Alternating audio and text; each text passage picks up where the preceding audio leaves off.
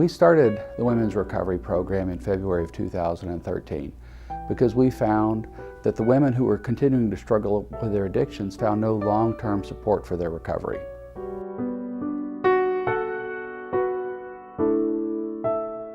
My dad died of a drug overdose when I was 5, and I've struggled with addiction since I was 15.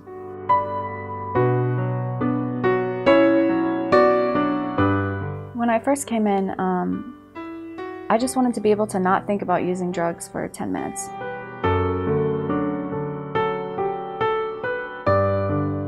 I have struggled with alcohol my whole adult life, and drugs, pills, a lot of that time.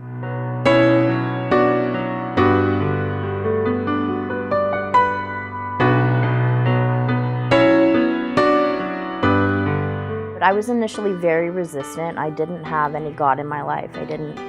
Wasn't raised that way, and I did not see what it had to do with getting sober. I fell into a pretty different crowd from what I was used to, having been in a private school my entire life. That's when the trouble with the law started. I was arrested for the first time at 21. The next 5 years, I couldn't get out of trouble with the law.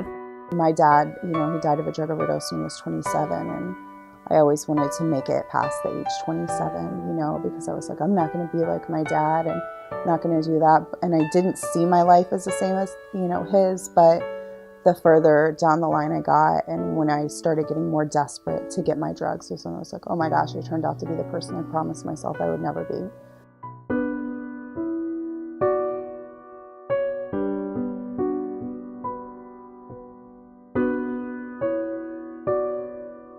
It's been about changing my behaviors and all those things and getting to the root of, why I use drugs. Why did I act this way? Why do I continue to, act out on these behaviors? So it's been so much more than just staying sober. It's just been such a life change for me. When I first came in, I just wanted to be able to not think about using drugs for 10 minutes at a time. That was really as far ahead as I could focus. And then my goals kind of turned towards my family. I just really missed my family. I've got a wonderful family, a mom and a dad and 2 sisters, and life was going on without me.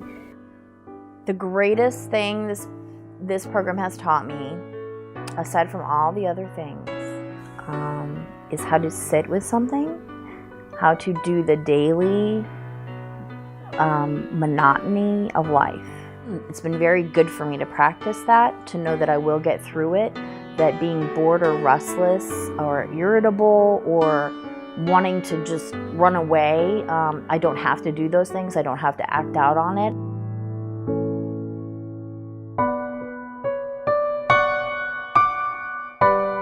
There's several things that make this program different. The first is that it's long-term. Women with addictions really need long-term structured support to find healing and recovery. Second thing is that it's faith-based. As a faith-based program, we incorporate the reality that God cares about them, where they are, and can help them find a brighter and healthier future. In addition to being a faith-based program, one of the unique characteristics is that this is a really structured environment where the women incorporate a sense of community. There are a lot of good programs out there that are faith-based that don't have such a strong community dynamic.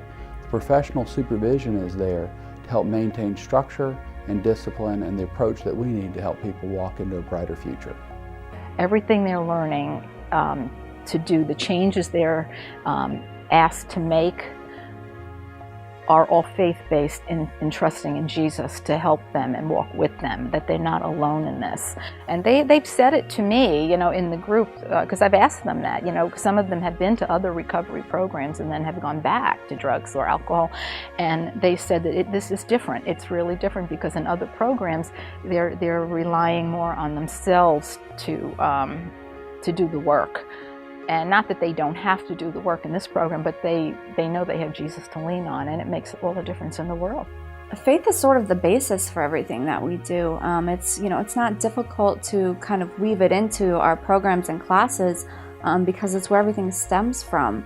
And a big thing that they drive home here is that a lot of the stuff we're trying to do to get sober, to meet goals, to be active members of society, We can't do it on our own accord. We can't do it out of our own strength. I decided to become baptized because of how it was explained to me.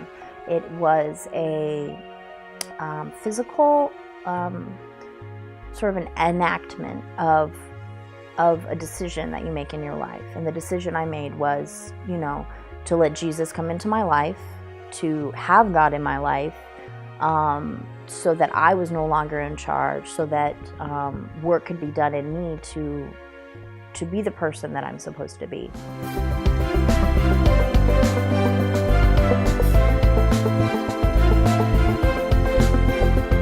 This program is very hard, but I have been clean and sober for 10 months.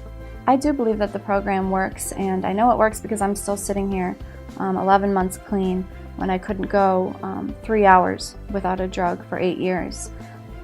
My outlook's changed on life. It's not so much about me and what I can do for me, but it's about me and how I can help other people and interact with other people and live with other people.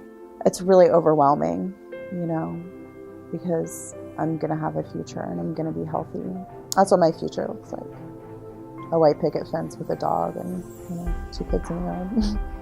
I mean, I can't even express how important I think it is. My family, my sister, my mom, my parents, my niece, my nephew, they're part of the community. They work, they have careers, you know, and they had a family member that was suffering and sick and draining them, hurting, didn't know where to go, what to do. And St. Matthew's House took me in, and it's not so much a matter of charity as a matter of helping lift up and out, to be a part of that same family and that same community that they are. You know, it's not about charity, it's about helping someone come back to the group that they belong in. The miracles at St. Matthew's House happen because people care, and they give of their money, their time, and their talents. When they volunteer, when they give, when they participate in the programs, that's part of the miracle that happens that changes people's lives. In our community, because people freely give, miracles do happen and lives are changed.